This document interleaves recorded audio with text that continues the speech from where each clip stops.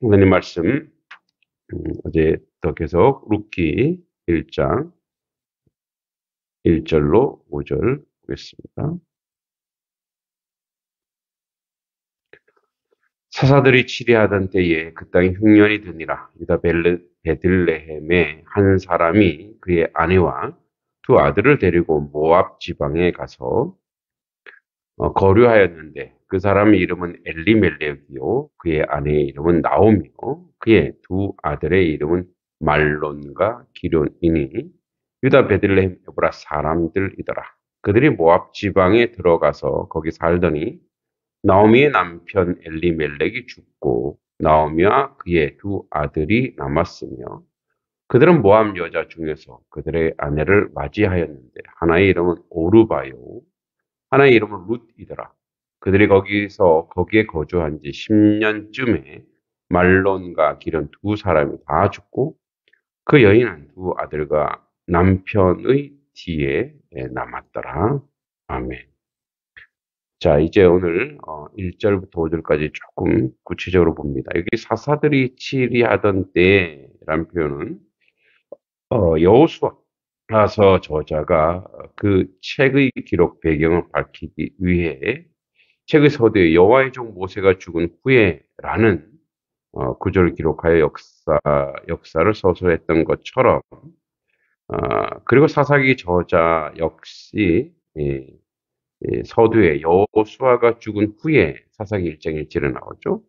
라고 기록함으로써 그 역사적 배경을 밝혔던 것처럼 본서의 저자도 이와 같은 역사 서술의 전형적 형태를 쫓아 본 구절을 표현하고 있습니다. 이처럼 룻기의 저자가 본 구절 서두에 기록함으로 두 가지 역사적 의미를 우리에게 알려줍니다. 첫 번째는 저자는 본서가 확실히 역사적 사실성을 지니고 있음을 명백히 했고, 두 번째 저자는 본서의 역사적 기록 배경을 제공했습니다. 이로써 본서는 이스라엘 백성의 단순히 도덕적이거나 종교적인 교훈만 주기 위한 허구적 소설이 아니라 엄연히 역사적 사실 위에 근거하고 있는 구속사적 기록임을 알 수 있습니다. 한편 여기 사사들이 치리하던 때, 곧 사사의 시대란 일반적으로 여호수아, 사후, 첫 사사 온니엘이 등장할 때부터 이스라엘 초대왕 사울 왕이 등장할 때까지 대략 342년간의 기간을 말하고 있습니다. 그 중에서도 특별히 룻기의 배경이 되는 때는 드보라와 바라크의 그 활약상에 힘입어 이스라엘이 누린 40년간의 평화가 끝나고 미디안 족속의 압제를 받던 12세기 후반경에 사사 기드온의 시대로 추정됩니다. BC 12세기죠. 연대 추정은 BC 이제 1010년 헤브론에서 통치 시작한 다윗이 바로 룻의 중손이라는 사실에 근거하고 있습니다. 한편 본 구절에 문자적으로 옮기면 사사들이 재판하던 날들에란 의미가 됩니다. 당시 사사 쇼페트는 직무란 문자 그대로 주로 백성들의 소송을 재판하는 일이었습니다. 그래서 저자는 왕이 다스린다는 의미를 지닌 말라크 대신 재판하다에 해당하는 샤파트란 용어를 사용했던 것입니다. 아울러 사사들이 전 시대에 군대 지휘하는 지휘관의 역할을 감당하기도 했는데 이런 점에서 그들은 이스라엘의 구원자이기도 했습니다. 어제 얘기했듯이 그 땅에 흉년이 들었습니다. 특히 고대의 농사는 자연적 요인에 의해 절대적 영향을 받았기 때문에 흉년이 그리 드문 일은 아니었습니다. 그러나 이 성격에 나타난 흉년은 이 성경에 나타나는 흉년은 대부분 하나님의 징벌의 결과로 볼 수 있습니다. 왜냐하면 언약의 땅 가나안에서 이스라엘이 하나님의 뜻에 순종하며 살기만 한다면 풍성한 소출이 약속된 반면 하나님의 말씀에 거역하고 타락한 우상을 섬긴다면 온갖 재앙과 아울러 기근과 흉년이 또한 임할 것이라고 경고되고 있기 때문입니다. 레위기 20장에. 이런 맥락에서 여기 흉년도 사사시대의 타락성과 관련지어 생각해 볼 수 있는데, 특히 이때 흉년은 당시 이스라엘의 소산물을 약탈해 갔을 뿐 아니라 토지를 황폐시켰던 미디안 족속 침략과도 어느 정도 연관이 있는 듯합니다. 이들이 이제 모압 지방이라 했는데, 모압 지방은 요단 동편에 위치하며 사사시대는 아르논 강을 경계로 루벤 지파와 인접해 있었습니다. 유다 지파의 베들레헴에서 이 지방까지는 그렇게 멀지 않기 때문에 엘리멜렉 가족들이 흉년을 피해 이곳으로 이주하기란 그리 어려운 일이 아니었습니다. 특히 모압 지방이란 단어는 문자적으로 모압 들판이란 의미를 짓는데, 이 들판은 바로 아르논 강을 중심으로 펼쳐진 들판이며 초지였음에 아주 틀림이 없습니다. 따라서 이들이 모압 땅에 우거하긴 했으나 자기 동족들인 루벤 지파가 살고 있는 곳에 인접해서 살았을 것입니다. 그러나 이들이 하나님께서 주신 기업의 땅을 떠난 것은 분명히 잘못입니다. 왜냐하면 하나님께서 주신 기업은 반드시 지켜져야 했기 때문입니다. 자기의 주신 기업을 책임지는 사명감이 있어야 됐습니다. 뿐만 아니라 이들이 모압 평지에 10년 동안 우거했던 것으로 보아 흉년으로 인해 모압으로 간 것은 단순히 일시적인 이동이 아니었고, 결국 이런 불신앙적 행위로 말미암아 이들 가족은 그곳 모압의 땅에서 큰 고초를 겪게 됩니다. 자, 우리 1장 2절에 보면 그 사람의 이름은 엘리멜렉이요 그의 아내의 이름은 나오미요 그의 두 아들의 이름은 말론과 기론이니 유다 베들레헴의 에브라스 사람들이더라. 그들은 모압 지방에 들어가서 거기 살던, 이렇게 되는데, 엘리멜렉이라는 뜻은 하나님은 왕이시라라는 의미로 이 이름은 그의 부모의 신앙을 반영할 수 있습니다. 한편 엘리멜렉의 처 나오미가 고향 베들레헴으로 귀환했을 때 온 성읍에 화제가 되었습니다. 이제 뒤에 19절에 나옵니다. 그의 친척 보아스의 지위 등으로 미루어 당시 엘리멜렉은 성내의 유력 인사였을 것 같습니다. 여기 이제 나오미는 감미로운 자, 은혜스러운 자, 사랑스러운 자 등의 의미인데, 이 이름 특히 자부 그 며느리 룻으로부터 큰 사랑을 받았고 말년에 또한 하나님의 은혜를 받았던 점에서 그 의의가 있습니다. 또 여기 이름 아들 말론, 기론인데 각각 병약하다, 연약하다, 또는 기론은 사모하다, 열망하다란 순수 히브리식 이름입니다. 유다 베들레헴 에브랏 사람이라는 뜻은, 에브랏은 에브라다는 베들레헴의 옛 이름입니다.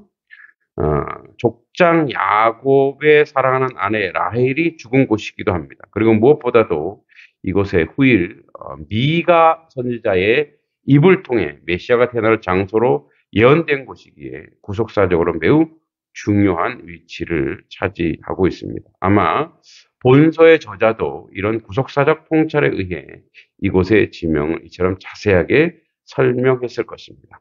즉 본절은 엘리멜렉 가족의 고향이 유다 베들레헴이라고 분명히 밝히므로 스불론 지파의 베들레헴과 분명히 구별했고, 또한 에브라스 사람들이라고 밝혀주므로 그들이 베들레헴 본토인들이라는 사실을 분명히 하고 있습니다.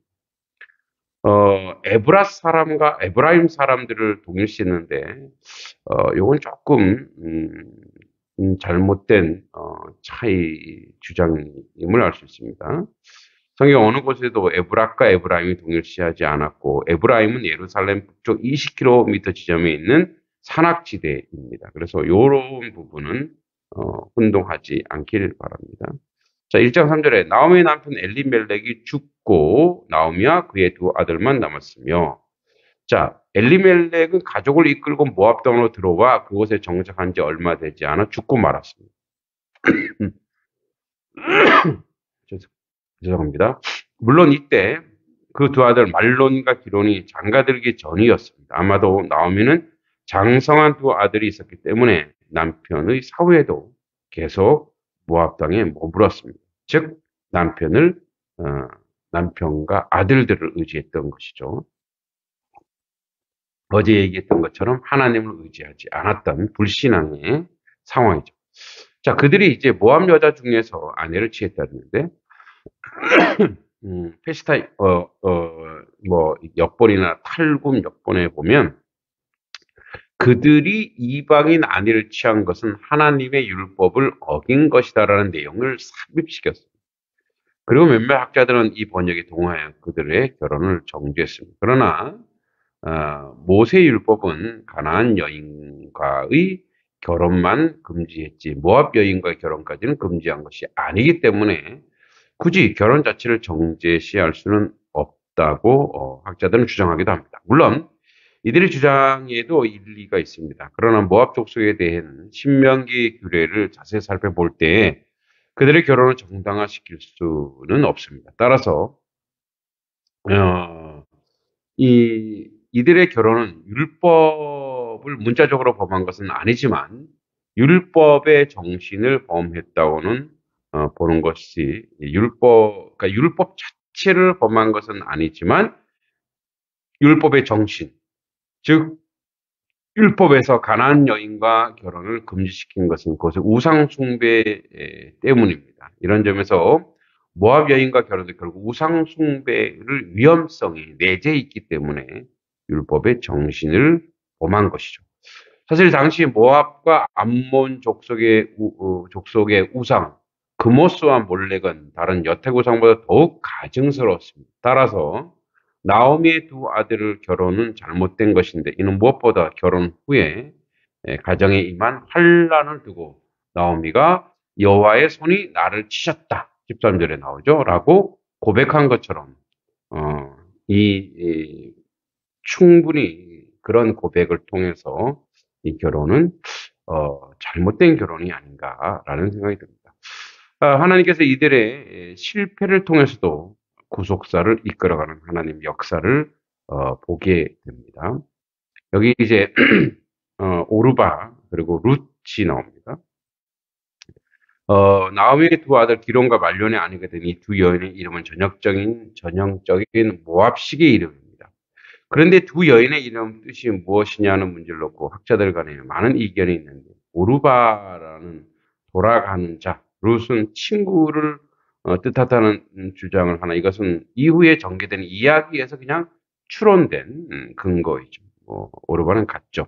룻은 끝까지 남아 있었기 때문에 그에 따르면 이제 이 하젤이라고 하는 실학자에 따르면 소녀들의 이름은 흔히 꽃이나 동물의 이름을 따위에 따온다는 전제 고대 셈어로부터 어근을 유출하여 오르바는 암사슴을 룻은 붉은 꽃 장미를 의미한다고 보았습니다.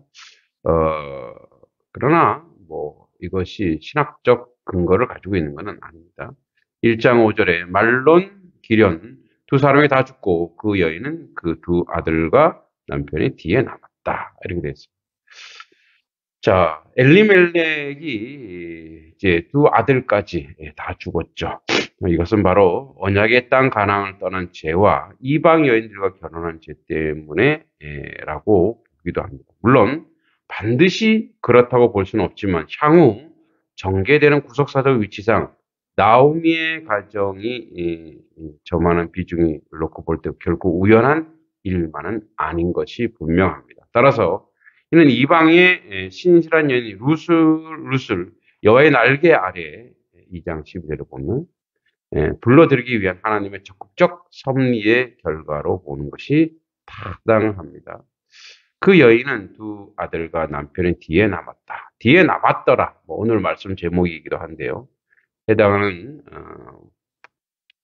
본서의 기본 동사 샤르는 부지하다, 연명하다란 등의 뜻으로 남편과 두 아들을 잃고 홀로 뒤에 처져 남아있는 나오미의 무질고 비참한 모습을